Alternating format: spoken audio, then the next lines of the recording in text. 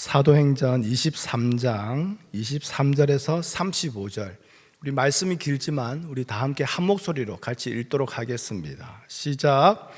백부장 둘을 불러 이르되 밤 제3시에 가이사랴까지 갈 보병 200명과 기병 70명과 창병 200명을 준비하라 하고, 또 바울을 태워 총독 벨릭스에게로 무사히 보내기 위하여 짐승을 준비하라 명하며, 또 아래와 같이 편지하니 일렀으되 글라우디오 루시아는 총독 벨릭스 각하께 문안하나이다. 이 사람이 유대인들에게 잡혀 죽게 된 것을 내가 로마 사람인 줄 들어 알고 군대를 거느리고 가서 구원하여다가 유대인들이 무슨 일로 그를 고발하는지 알고자 하여 그들의 공회로 데리고 내려갔더니 고발하는 것이 그들의 율법 문제에 관한 것뿐이요 한 가지도 죽이거나 결박할 사유가 없음을 발견하였나이다. 그러나 이 사람을 해하려는 관계가 있다고 누가 내게 알려주기로 곧 당신께로 보내며, 또 고발하는 사람들도 당신 앞에서 그에 대하여 말하라 하였나이다 하였더라. 보병이 명을 받은 대로 밤에 바울을 데리고 안디바드리에 이르러 이튿날 기병으로 바울을 호송하게 하고 영내로 돌아가니라. 그들이 가이사랴에 들어가서 편지를 총독에게 드리고 바울을 그 앞에 세우니 총독이 읽고 바울더러 어느 영지 사람이냐 물어 길리기아 사람인 줄 알고 이르되 너를 고발하는 사람들이 오거든 내 말을 들으리라 하고 헤롯 궁에 그를 지키라 명하니라. 아멘. 하나님 감사합니다. 이 시간 주의 말씀을 듣기를 원합니다. 하나님, 우리의 귀로 듣고 끝나는 것이 아니라 이 말씀이 우리의 심령에 뿌려지게 허락하여 주시옵소서. 그리하여 인내하여 하나님 100배, 60배, 30배 말씀의 결실이 우리의 영혼 가운데 맺어지게 허락하여 주시옵소서. 예수님의 이름으로 기도합니다. 아멘. 우리 옆에 사람과 앞뒤 사람과 한번 인사를 좀 나누도록 하겠습니다. 우리 예수 믿어 복 받읍시다. 그렇게 인사를 한번 나눠볼까요? 예수 믿어 복 받읍시다. 손잡고 인사해 주면 됩니다. 네, 우리 다시 한 번 더 인사하겠습니다. 예수 믿어 고난 받읍시다. 갑자기 인사를 하는 사람들이 줄어들었어요. 우리 다시 한 번 더 손을 잡고 눈을 보면서 정확하게 인사해 주세요. 예수 믿어 고난 받읍시다.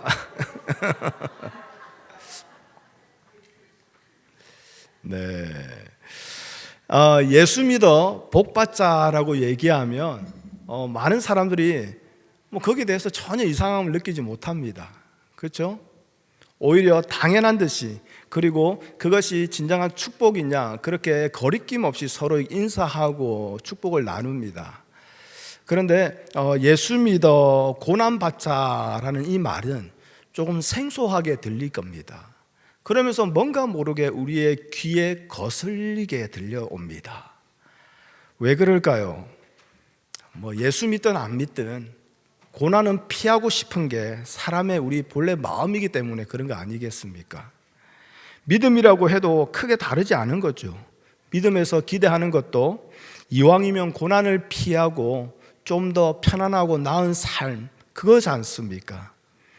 그럼에도 우리가 고난을 인정할 수밖에 없는 것은 우리가 교회에서 들어왔던 말씀이 있기 때문에 그래요. 그게 뭡니까? 고난 뒤에 축복이 있다. 그렇죠? 고난을 견디면 복이 주어진다는 이 생각이 강하기 때문에 그냥 예수 믿어 고난 받자라는 이 말이 그냥 뭔가 떨떠름하게 하고 싶지는 않지만, 듣고 싶지도 않지만 그냥 인정하면서 하는 거죠. 그런데 이것이 단순히 그냥 내 마음으로 혼자 그렇게 희망사항으로 끝나는 게 아니라 성경에 보면 또 그런 사람도 등장하잖아요. 다들 알다시피 욥이 그랬지 않습니까? 그래서 고난을 통해서 우리도 그렇게 생각합니다. 그래, 내가 이 고난을 통해서 믿음의 연단을 받은 후에 점금 같은 믿음으로 나오게 되면 그때 나도 욥과 같은 그런 갑절의 복을 받게 될 거야. 그렇게 믿는 거죠. 그래서 결국 고난은 말을 하는데요, 예수 믿어 고난 받자라는 말을 잘 안 해요. 왜 그런지 아십니까? 예수 믿음의 결과가 고난으로 끝나게 돼버리거든요. 그렇죠. 예수 믿어 고난 받읍시다 라고 말하면 예수 믿음의 결과가 고난이 돼버리거든요. 그러면 이것처럼 억울한 게 없는 거예요. 야, 예수 그렇게 애쓰게 잘 믿었는데 결과가 고난이라고? 그러면 그때부터 억울함이 올라오는 거죠. 반드시 복이 예수 믿음의 결과가 되어야 되거든요. 그래서 그 복이라는 결과를 위해서라면 이 과정에서 만나는 이 고난은 우리가 어떻게든 참아 보겠다, 이 마음인 거지. 예수 믿어 결과가 고난이라면 우리는 예수 안 믿으려고 해요. 자, 그러면 다시 한 번 더 질문을 던지겠는데요. 이번 질문은 여러분 정신 차리고 들으셔야 돼요. 아니면 뭔 소리요? 이러고 또 그냥 바로 이제 삼천포로 가요. 자, 질문합니다. 예수 믿으면 고난 받는다라는 말이 맞는 말일까요? 틀린 말일까요? 자, 머리로는 맞다고 하는데 마음은 인정이 안 되는 그런 이상한 딜레마가 우리 안에 있습니다. 자, 만약에요, 믿으면 고난 받는다라는 이 말이 맞는 말이라면, 그러면 믿으면 복 받는다라는 말과는 이게 같은 말일까요? 다른 말일까요? 목사님, 뭔 소리 하는겨? 지금 다 이런 눈빛인데, 지금 추운 날씨에 교회 안에 히터 따뜻하게 틀어놓으니까 지금 이제 조금씩 정신을 놓으시는데, 정신 차리세요, 여러분. 자, 만일 우리가요, 복을 세상의 것이 넉넉하게 주어지는 것, 그렇게 이해하고 우리가 복을 얘기한다면 이 두 말은 서로 반대말이 됩니다. 그런데 그 복이 아브라함에게 하나님이 복을 주신 것처럼, 그 복이 아브라함에게 그렇게 일한 것처럼 우리에게 하나님의 약속을 믿게 하고, 또 그 믿음은 우리의 뜻이 아니라 결국은 주의 뜻대로 살게 하는 것이 바로 복이라고 말한다면, 믿으면 복 받는다라는 말과 믿으면 고난 받는다라는 말은 결국 같은 말이 되어버리는 거예요.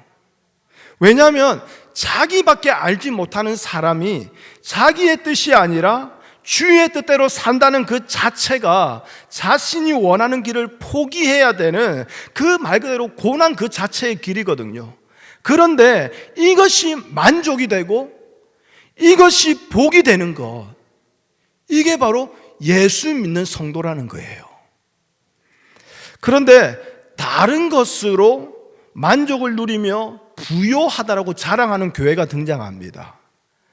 바로 한우리 교회가 되면 안 되겠고요.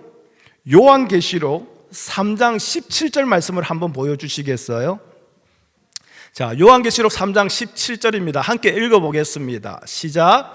내가 말하기를 나는 부자라 부요하여 부족한 것이 없다 하나 내 공고한 것과 가련한 것과 가난한 것과 눈먼 것과 벌거벗은 것을 알지 못하는도다.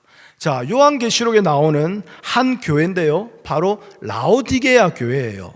근데 그들이 자기 스스로를 이렇게 진단했습니다. 우리 스스로를 진단해 보니까 우리는 부자입니다. 부유한 것이 없습니다. 부족한 것이 없습니다. 그런데 주님이 진단하니까 뭐라고 합니까? 공고하고 가련하고 가난하고 눈멀고 벌거벗은 그런 존재라는 거예요, 너희가. 자, 그러면 라오디아 교회는 뭐로 인해서 자기들이 부자라고 생각했을까요? 뭐로 인해서 자기들이 부유하다고 생각했을까요? 교회 재정이 넘쳐났어요? 교회 사람이 많았어요? 당시 초대 교회에는 지금처럼 한 곳에 건물을 세워가지고 그때 다 모이세요 이런 교회가 별로 없었어요. 각 가정으로 모였거든요. 오늘은 이 성도님 다음은 저 성도님, 다음은 또 저 아무개 성도님. 근데 이 함께 있는 이 모든 에베소 지역에 함께 있는 교회를 가르쳐서 에베소 교회라 했고, 로마에 그렇게 가정으로 각기 모이는 그 성도들을 다 합해서 로마 교회라고 했거든요. 그러면 이들이 부자라, 부요하다라고 말했던 것은 결국 뭐냐면 말 그대로 자기 신앙에 대해서 스스로 만족하고 있었다라는 거예요. 내가 이 정도 신앙생활 하면 됐다. 천국은 반드시 갈 것 같고, 이 정도 신앙생활 하니 이 땅에서도 복 받을 것 같다. 바로 그걸 말하는 거예요. 여러분, 이런 자들에게는요, 고난이나 환난이 있으면 큰일 나요.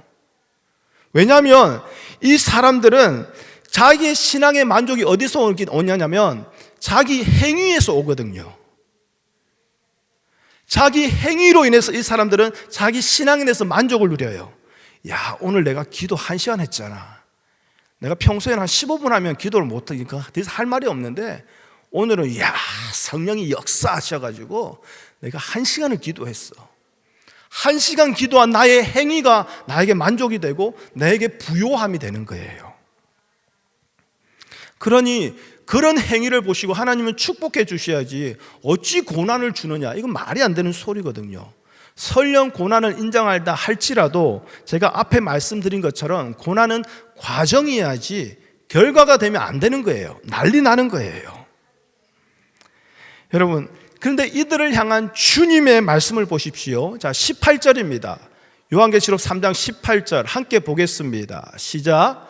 내가 너를 권하노니 내게서 불로 연단한 금을 사서 부요하게 하고 흰 옷을 사서 입어 벌거벗은 수치를 보이지 않게 하고 안약을 사서 눈에 발라 보게 하라. 하나님이, 주님이 어떻게 해요? 병자를 진단하고 그 병자에 대한 처방을 내리신 거예요. 그렇죠? 약국에 가서 약 찾아, 이렇게 진단, 이렇게 이제 치료 받아야 돼. 근데 그 치료의 약이 뭡니까? 불로 연단한 금을 사서. 불로 연단한 금은 뭐냐면 성도에게는 환난을 말하는 거예요. 성도에게는 고난을 말하는 거예요.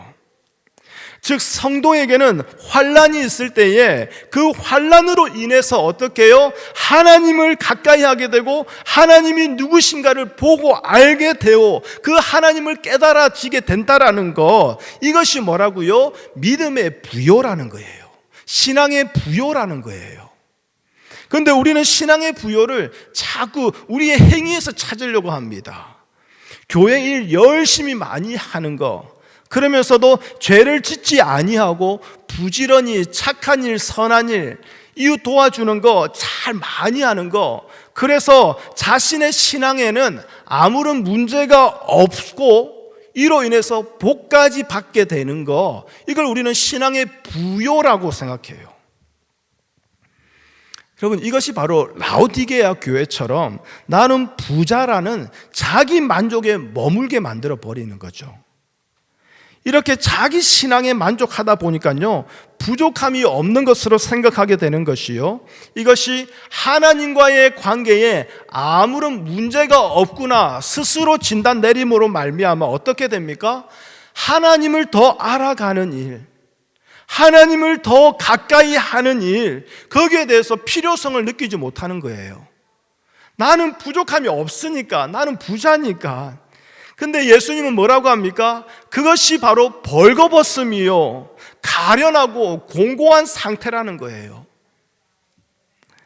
여러분, 신앙의 부요함은요, 우리의 행위의 열심에 있는 것이 아니라 하나님을 아는 데 있어요. 하나님을 알아가고 하나님을 만나는 데 있어요. 내 인생에서 하나님이 어떤 분인가를 알아가고 배워가면서 하나님과 동행하는 기쁨을 매일매일 아침 눈 뜰 때마다 새롭게 부어주시는 은혜로 말미암아 그 기쁨과 감사가 차곡차곡 채워져 가는 그 신앙의 부요함 말입니다. 그런데 이 부요함은 뭐라고 말합니까? 불로 연단한 금으로 말미암아, 즉 고난과 환난으로 인해서 성도들에게 어떻게 해요? 처방이 되어진다, 주어진다. 지금 그걸 주님이 말씀하신 거죠. 우리는 욥이 정말 의인이라는 걸 잘 알고 있습니다. 그 신앙의 행위에 있어서는 부족함이 없는 완전한 자였어요. 얼마나 완전했다면 그 자녀들이 혹시나 부지불식간에 지은 죄가 있다면 그 죄를 위해서라도 하나님 용서해 주세요. 그래서 제사를 드렸던 자예요. 그러한 욥이 말할 수 없는 환난에 빠지게 되죠. 비록 욥이 그 머리로는 이 환난은 하나님이 주신 것이야 그렇게 알고 있는데요, 그 마음에는 이해가 안 되는 거예요. 하나님, 내가 이렇게 신앙생활 잘했는데, 이렇게 모든 제사 철저하게 드리고 모든 재물 하나님께 다 드리고 오직 하나님을 위해서 내 인생이 그렇게 맞춰져서 살아왔는데 왜 내가 이런 환난을 당해야 합니까? 혼란스러운 거예요. 그래서 욥이 불평 안 했다고 말하죠. 여러분, 욥기 읽어보세요. 욥은요 정말 적나라하게 하나님께 불평해요. 얼마나 불평한지. 내가 왜 태어나게 하셨습니까? 엄마 뱃속에서 왜 나를 죽이지 않았습니까? 왜 나를 이 땅에 태어나서 이런 고생을 겪게 하십니까? 하나님께 대놓고 불평하는 자가 욥이에요. 그런데 하나님은요 그 욥이 잘못을 한 게 있어서 그 환난을 주신 게 아니라는 것을 우리는 알게 됩니다. 그저 욥이 죄를 짓지 아니하는 그 차원의 신앙이 아니라 하나님이 누구신가를 더욱 깊이 깨닫게 되는 그 욥이 되기를 하나님은 간절히 원하셨던 거예요. 죄를 짓지 않으면서 그냥 그 선 안에서 편안하게 잘 살아가는 그런 차원의 신앙이 아니라 환난 속에서 환난의 의미까지 깨달을 수 있는, 그 환난을 주시는 하나님의 뜻까지 바라볼 수 있게 되는 자가 되기를 그렇게 하나님은 원하셨기 때문에 욥에게 환난을 주신 거죠. 여러분, 이것은 오늘 우리가 읽은 사도 바울에 대해서도 마찬가지입니다. 여러분, 우리가 볼 때요 사도 바울의 신앙에는 부족함이 없습니다. 완전합니다. 완벽합니다. 오직 예수 그리스도만을 전하기에 그 목숨을 다해서 힘썼을 뿐 단 한순간이라도 자신을 위해서 살려고 하는 부분은 우리가 그의 서신서에서 우리 찾아볼 수가 없습니다. 이처럼 신앙에 있어서 부족함이 없는 바울임에도 불구하고 그의 삶은 어떻습니까? 말할 수 없는 환난의 연속이에요. 만약에 바울이요 오늘 이 시간에 우리 한우리교회에 출석해가지고 한우리교회에서 그렇게 신앙생활을 한다면, 여러분, 바울 앞에서는 그렇게 말 안 하겠지만 바울 뒤에서 어떤 얘기 하겠습니까? 성도가 저렇게 환난을 당하고 저렇게 고난을 당하면 우린 다들 그 얘기 싹 합니다. 저 집안에 흐르는 저주가 있어. 끊지 못한 죄의 저주가 있어. 그걸 끊어내야 돼. 그러면서 어떤 교회에서는 그걸 끊어내기 위해서는 1,000번제를 드려라, 새벽 기도를 어떻게 며칠 해라, 그러면서 얘기를 하는데, 여러분, 오늘날 바울이 우리 교회에 와서 신앙생활하면 우리에게서 그런 말 안 듣겠습니까? 한 주 지나고 돌아와서 예배드리고 올 때마다 좋은 일, 회복되는 일, 잘 되는 일, 그러면서 할렐루야 하나님께 영광입니다 이게 아니고 주일날 예배드리고 올 때마다 어디서 맞아 터져가지고 오는 거예요. 어디서 잡혀가지고 며칠을 굶다가 오는 거예요. 누구한테 또 이상한 소리 듣고 바보 멍충이란 소리 듣고 오는 거예요. 그런 성도가 이렇게 함께 앉아서 예배 드리면 여러분 마음 불편하지 않겠습니까? 그런데 바울이 뭘 잘못했냐고요. 오히려 하나님 사랑하고 예수님 증거함에 있어서는 우리보다도 더 잘했던 사람 아닙니까? 그런데 그의 삶이 어떻습니까? 환난의 연속이에요. 사내들인에서 찢겨서 죽을 뻔했는데 이방인 그 천부장으로 인해서 겨우 천부장의 영내로 들어와 몸을 겨우 피신했던 그날 밤에 그래도 위로의 주님이 나타나시지요. 바울 곁에 서셔서 뭐라고 하십니까? 바울아, 담대해라. 얼마나 주님이 그렇게 말씀해 주시니 큰 위로 받았겠습니까? 그런데 주님이 담대하라는 그 말씀하신데 그 이유를 바로 얘기해 주지 않습니까? 그게 뭡니까? 네가 지금 예루살렘에서 주의 일을 증거하며 이 고난 받은 것처럼 네가 이제 로마에 가서도 이렇게 고생할 거야.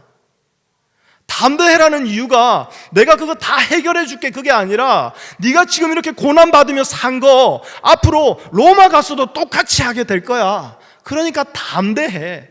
사람 미칠 노릇 아닙니까? 좀 숨 쉴 구멍이라도 줘야지. 그러면 왜 하나님은 이처럼 바울의 인생을 환난의 환난으로, 고생의 고생으로 그렇게 계속 인도해 가시는 것일까요? 여러분도 살아오시면서 많은 환난을 겪었을 거예요. 특히 우리 고국을 떠나서 미국에 와서 산 우리는 미국에 오지 않았더라면 내가 이런 대접 받았을까?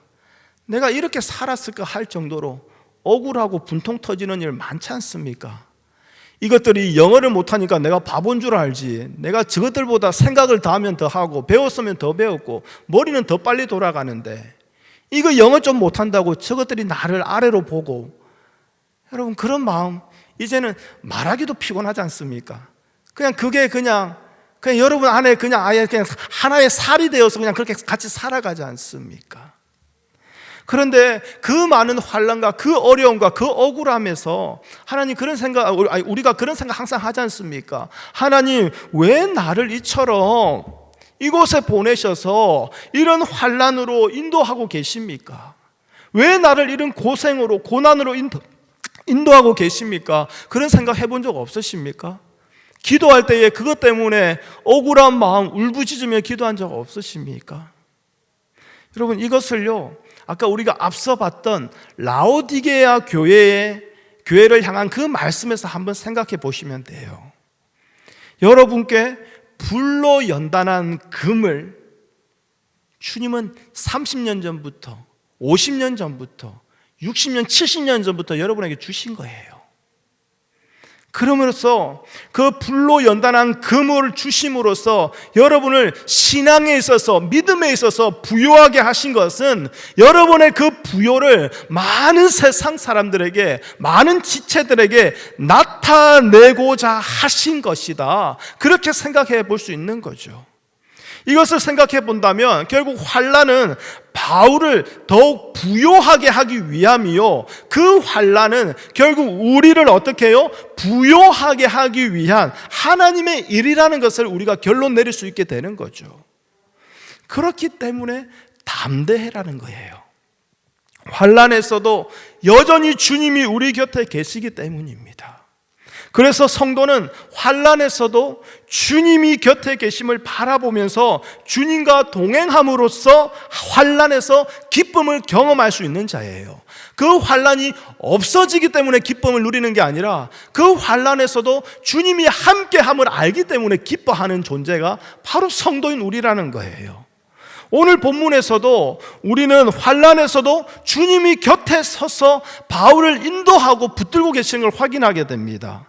자, 우리가 2주 전에요, 이 앞에 말씀을 보았습니다.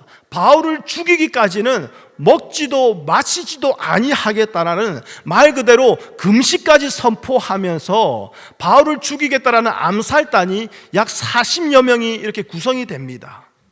그리고 바울을 죽이고자 새로운 계획을 세웠는데 그게 무엇입니까? 사내들인의 도움을 받아서 바울을 예루살렘으로 다시 내려오게 해달라.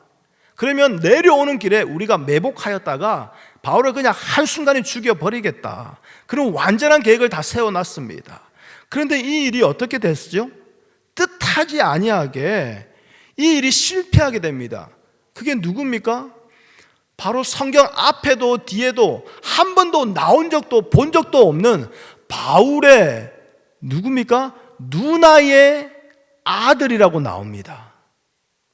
우리 한글 성경에는 생질이라고 나오는데 이게 이게 좀 이렇게 좀 낯선 단어니까 그런데 영어 성경에 보면 바울의 시스터의 아들이라고 얘기해요. 갑자기 어디서 든 적도 본 적도 없는 바울 조카가 나오는 게 여기서. 바울 조카 이름도 몰라요, 우리는. 근데 갑자기 이 순간에 바울의 조카가 등장합니다. 그러면서 그 바울의 조카가 어떻게 해요? 이 암살단의 계획을 알게 되는데 이걸 갖다가 바울에게 알립니다.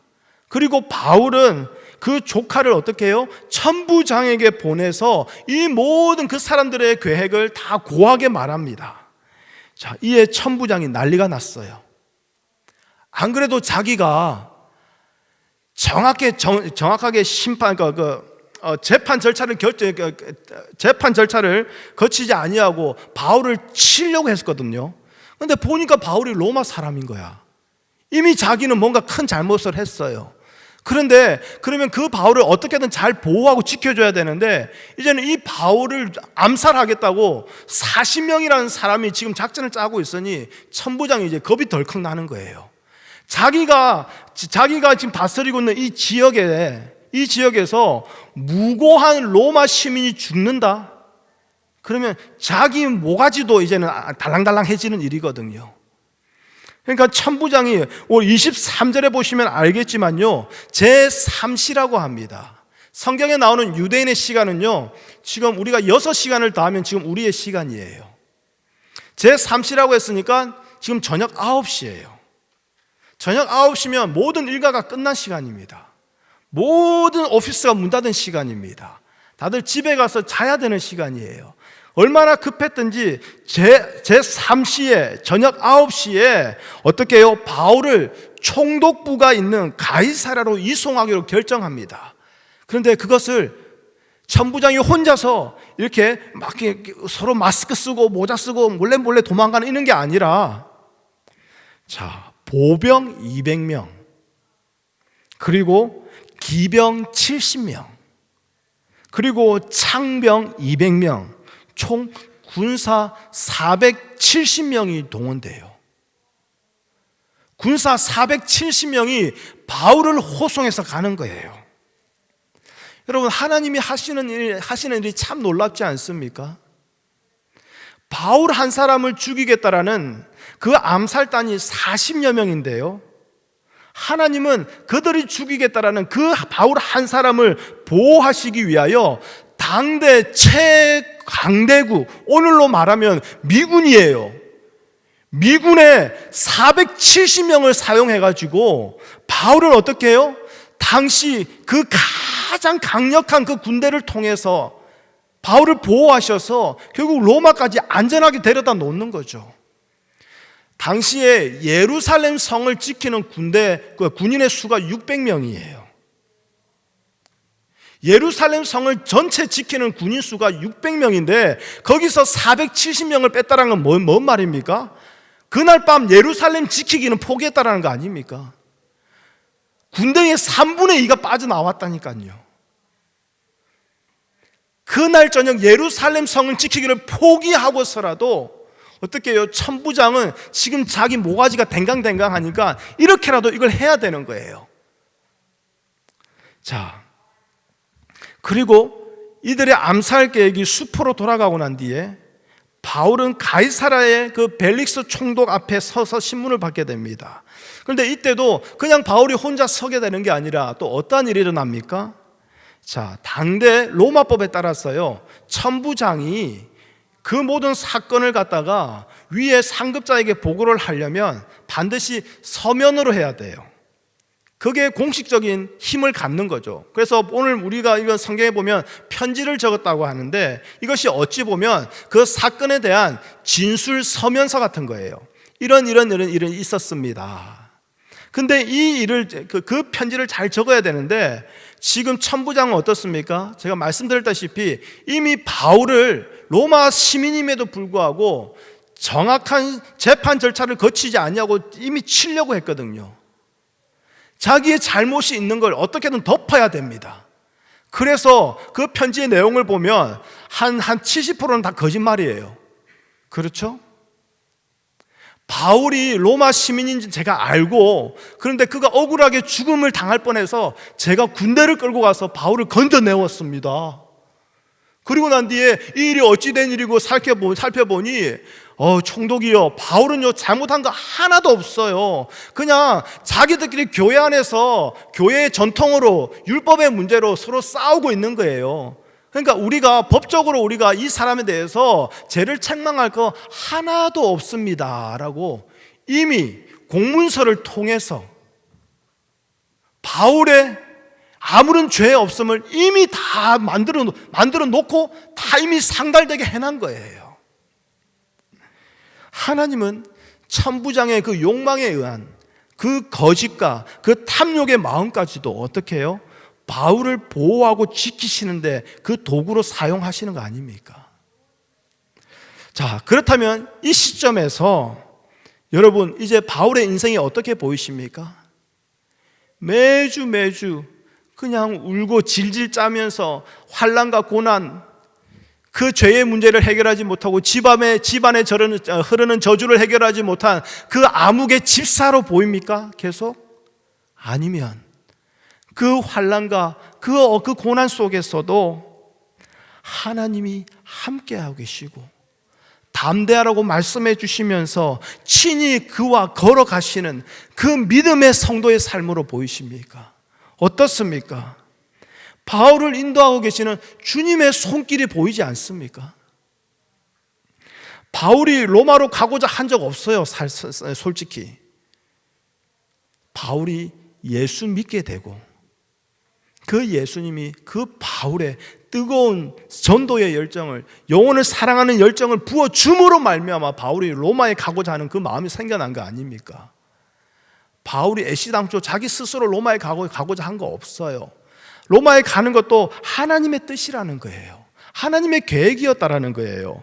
그런데 그 하나님이 그 바울에게 로마로 가라는 마음을 부어주셨어요. 그러면 하나님은 그 계획을 이루어지기 위해서는 그 앞에 그냥 8차선 하이웨이 같이 쭉 넓어진 그런 길을 주셔야 되는데, 하나님은 그 하나님의 뜻을 바울에게 심겨주시고, 그리고 그 계획을 이루시는 첫 번째 단계가 뭡니까? 바로 죽음의 위기라는 거예요. 이러니 참 우리 하나님하고 안 맞아요.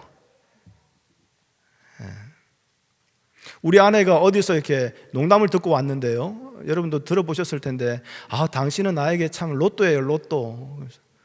내가 그렇게 귀한 사람이야? 했더니 나랑 참 안 맞아요, 그렇게 얘기를 하던데. 네. 그러니까 하나님 우리하고 참 안 맞는 거 아닙니까? 우리는 하나님의 소명을 가지고 달려나가면 우리의 앞길은 8차선 하이웨이가 뚫려야 되는데, 하나님은 우리에게 소명을 주시고 그 길을 가게 하시는 첫걸음이 뭐냐? 죽음의 위기를 앞에 쫙 깔아놨다라는 거예요. 그런데 놀라운 건 뭐냐? 그 죽음의 위기도, 그 어떤 세력도, 그 어떤 이 땅의 권세도 하나님의 계획을 무너뜨리지 못한다라는 거예요.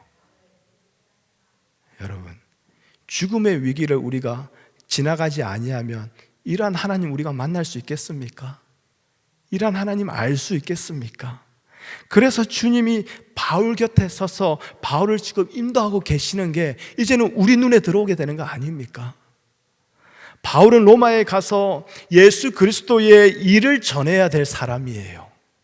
예수 그리스도의 일을 전한다는 것은 그냥 편지로 끄적끄적 적거나 아니면 우리의 입으로 그냥 카톡으로 그냥 이렇게 말하는 그게 아니라, 바울 그 삶 전체가 예수 그리스도를 담은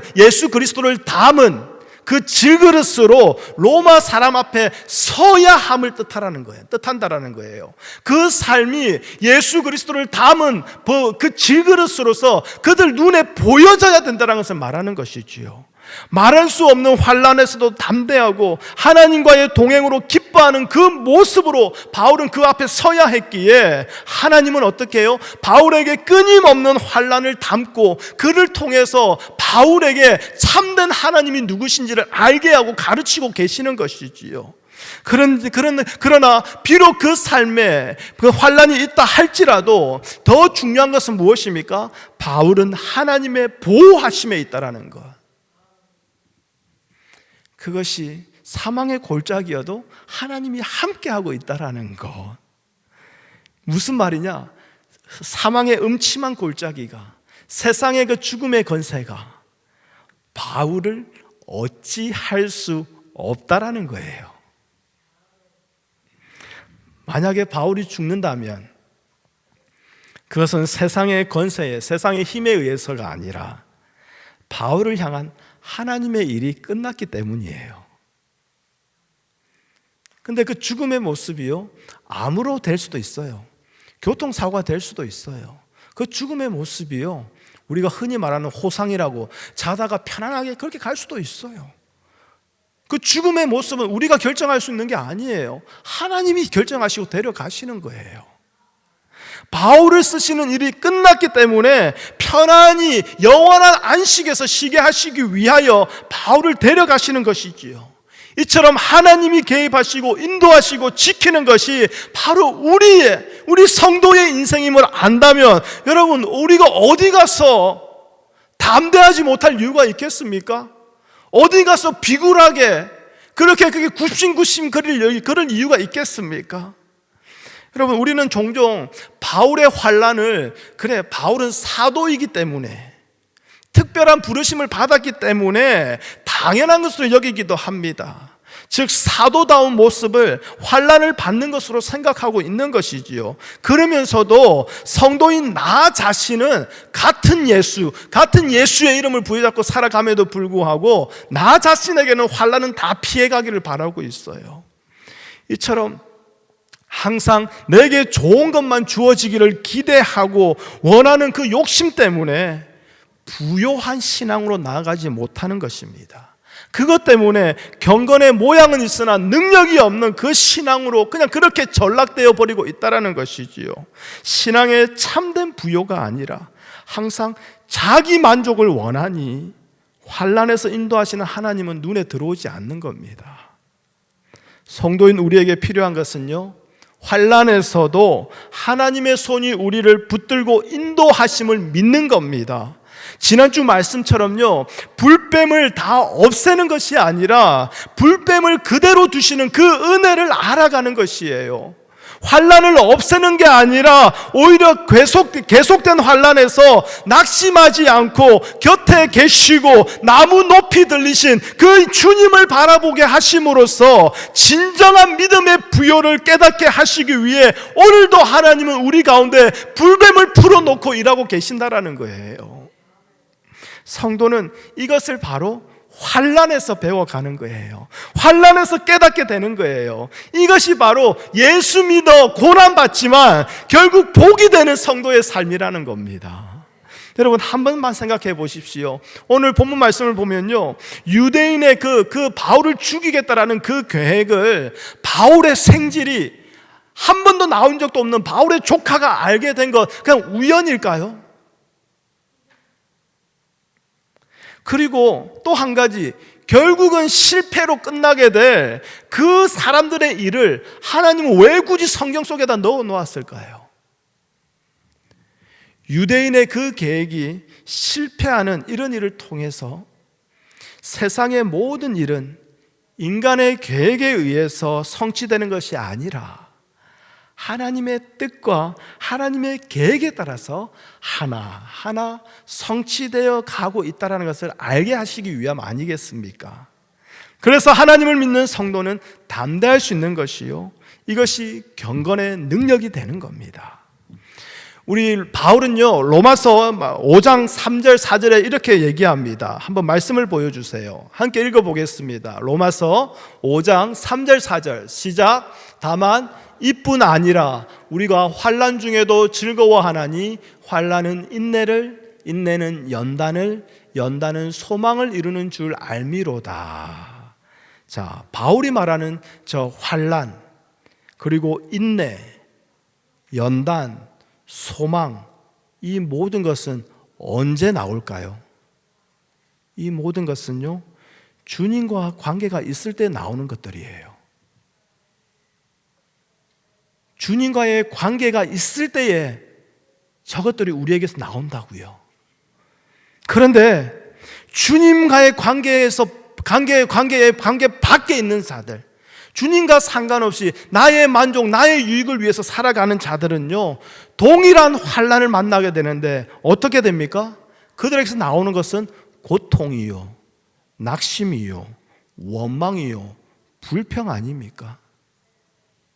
여러분, 저 말씀에서요, 하나님이 쏙 빠진다 생각해 보십시오.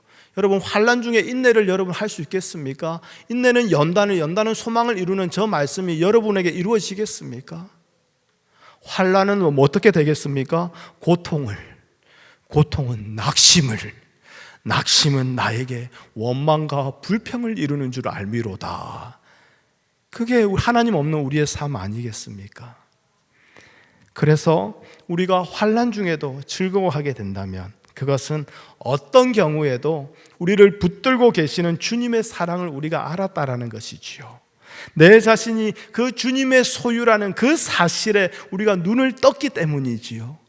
여러분, 시편 3편 1편을 보면요, 다윗이 이렇게 얘기합니다. 다윗이 그 삶에 대적자가 얼마나 많았던지, 여호와여 나의 대적이 어찌 그리 많은지요, 하나님께 불평합니다. 그런데요, 시편 3편 6절에 가보면요, 갑자기 다윗이 이렇게 얘기합니다. 천만인이 나를 애워싸 진친다 하여도 나는 두려워하지 아니하리이다. 여러분, 시편 3편 1절하고 6절 사이에 무슨 일이 일어났길래 저렇게 달라졌을까요? 그 중간에 3절 말씀을 우리 다 함께 읽어보겠습니다. 시작.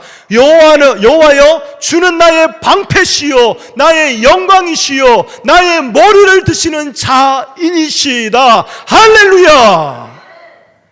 여러분, 하나님을 알게 되는 이 사건이 있었어요. 하나님과의 관계가 회복되니요, 이전에는 그 많은 대적이 나에게는 고통이었어요, 낙심이었어요, 원망이었어요, 불평이었어요. 그런데 이제는 하나님을 알게 되고 하나님과의 관계가 회복되니 그 많은 대적들이 이제는 다윗에게 어떻게 됩니까? 하나님을 바라보고 의지하게 되는 복이 되어버렸다라는 거예요. 그러니 여러분, 어떤 일에서도 흔들림 없이 하나님의 인도하심을 믿고 살아가게 되는 거 아닙니까? 여러분, 그 누구도 흉내낼 수 없는, 예수 믿어 고난받지만 결국 그것이 복이 되게 하는 그런 성도로 되게 하시는 거 아니겠습니까? 하나님은 우리를 이러한 하나님의 자녀로 만드시기 위해서 지금 일하고 계시는 것이고, 그 이유 역시 우리를 세워서 예수 그리스도의 일을 전하게 하고자 하시기 때문에 하나님은 오늘도 우리에게 환난으로, 고난으로 우리 가운데에 약을 처방해 주고 계시는 거죠. 그런데 하나님보다 항상 나의 편함을, 내가 바라는 복을 더 원하는 우리의 그 욕망이, 우리의 그 악함이, 또 우리의 이 연약함이 항상 하나님의 일을 방해하고 있는 것이지요. 여러분, 말씀을 마무리하겠습니다. 전도서 말씀을 보게 되면요, 우리의 삶은 우리 마음대로 더할 수도 덜할 수도 없다라고 말합니다. 우리의 원함대로, 우리의 원하는 대로 되어지지 않는다라는 것입니다. 그것은 왜 그럴까요?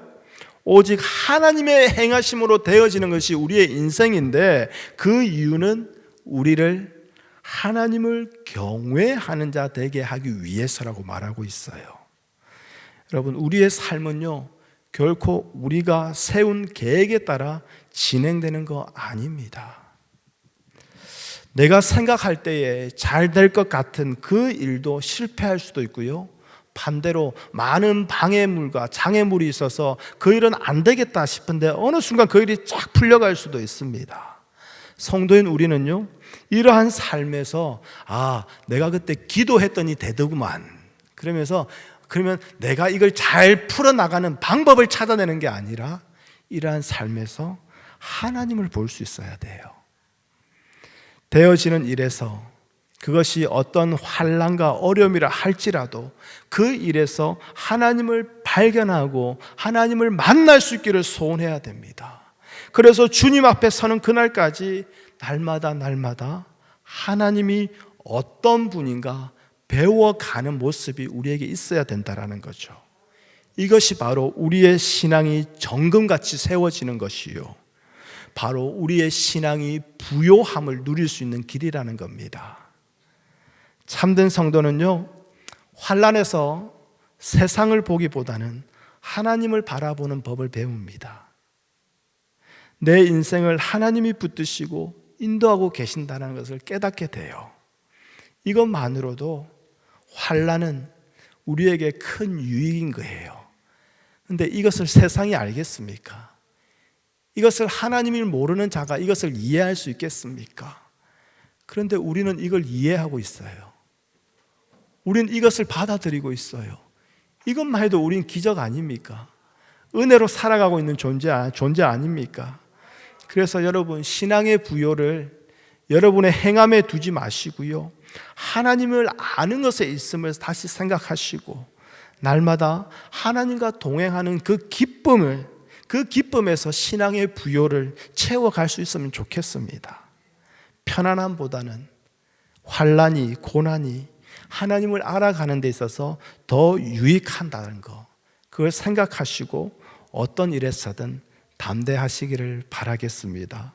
하나님이 여러분을 세워서 하실 일이 있는 이상 이 세상의 그 어떤 것도 여러분을 해치지 못합니다.